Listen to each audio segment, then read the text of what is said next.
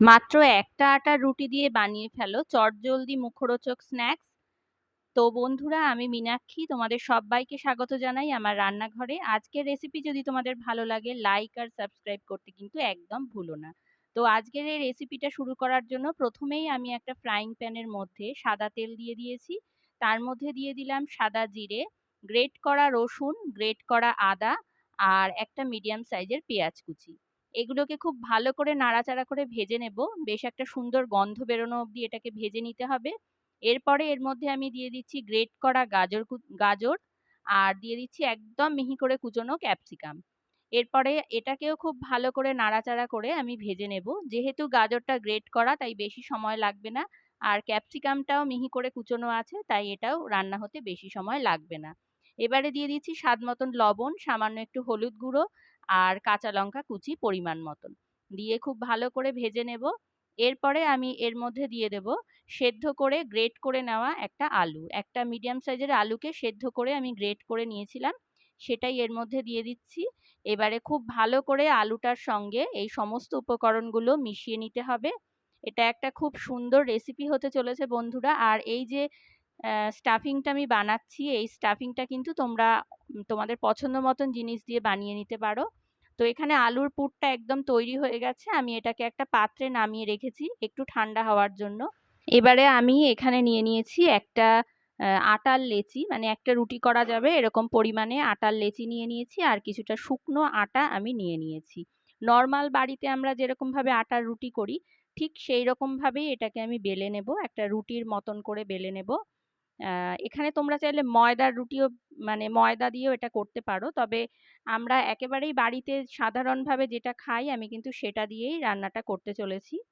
তো এখানে দেখো আটাটাকে আমি আটার যে লেচিটাকে সেটাকে বেলে নিয়েছি ঠিক একদম একটা রুটির সাইজে। তো এবারে দেখো রুটিটা বেলা হয়ে গেছে। এবারে এটাকে আমি একটা প্লেটের ওপরে রেখে দেব। তো দেখতেই পাচ্ছ রুটিটা একদম গোল মতন করে বেলা হয়ে গেছে। এইবারে এই রুটিটার ঠিক মাঝখান বরাবর দিয়ে আমি এই যে পুরটা বানিয়ে নিয়েছিলাম সেটা কিন্তু আমি এইভাবে দিয়ে দিচ্ছি। আবারও বলবো, তোমরা এই পুরটা কিন্তু তোমরা তোমাদের নিজের মনের মতন করে বানিয়ে নিতে পারো। মানে এর উপকরণগুলোর মধ্যে তোমরা অবশ্যই দিতে পারো পনির গ্রেট করে, চিজ দিতে পারো, তাহলে এটা অনেক বেশি টেস্টি হবে। আর বাচ্চারা কিন্তু এটা বেশ পছন্দ করবে আর কি। এমনি রুটি তরকারি খেতে না চাইলেও এই রেসিপিটা কিন্তু ওদের বানিয়ে দিলে ওরা খুব ভালোভাবেই খেয়ে নেবে। তো এবারে দেখো পুরটা দেওয়া হয়ে গেছে। এবারে আমি রুটির চারপাশ দিয়ে একটুখানি জল লাগিয়ে নেব, যাতে করে এটা খুব ভালো করে আটকে যায়। এটাকে আমি ফোল্ড করব, আর ফোল্ডটা যাতে একেবারেই না খুলে যায় সেই জন্য আমি সামান্য একটু জল লাগিয়ে নিলাম। এরপর একটার ওপরে আর একটা এরকমভাবে ফোল্ড করে নেব, ঠিক যেইভাবে আমি দেখাচ্ছি সেইভাবেই কিন্তু ফোল্ডটা করতে হবে। তো দেখতেই পেলে এটা খুব সুন্দরভাবে কিন্তু আমি র্যাপ করে নিয়েছি। এরপরে একটা চামচের সাহায্যে এটাকে আমি ভাগ করে নেব, মানে আমি এটা দিয়ে তিনটে খাবার তৈরি করতে পারবো, তিনটে নাস্তা বানাতে পারবো। তো এইভাবে একটা চামচের পিছন দিকটা দিয়ে আমি এটাকে একটু চেপে চেপে ভাগ করে নিলাম। আমি কিন্তু কাটিনি এখনো।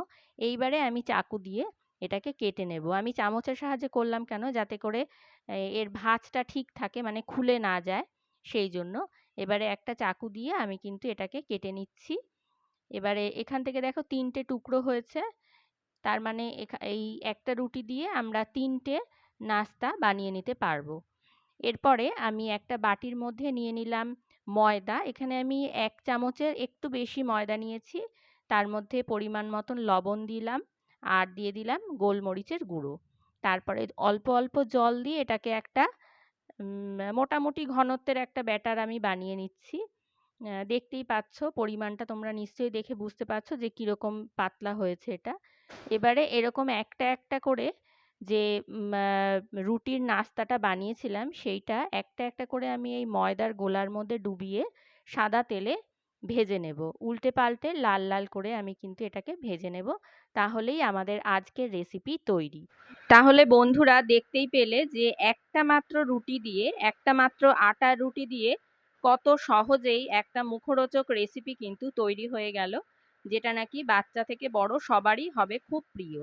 আর যারা রুটি তরকারি রোজ রোজ খেতে পছন্দ করো না, তাদের কিন্তু এই রেসিপিটা অবশ্যই ভালো লাগবে এবং বারে বারেই তারা রিকোয়েস্ট করবে এই রেসিপিটা বানানোর জন্য। তো রেসিপিটা যদি ভালো লেগে থাকে তাহলে সবাইকে অনুরোধ করব আমার চ্যানেলটা সাবস্ক্রাইব করতে আর ভিডিওটাতে একটা লাইক করে দিতে।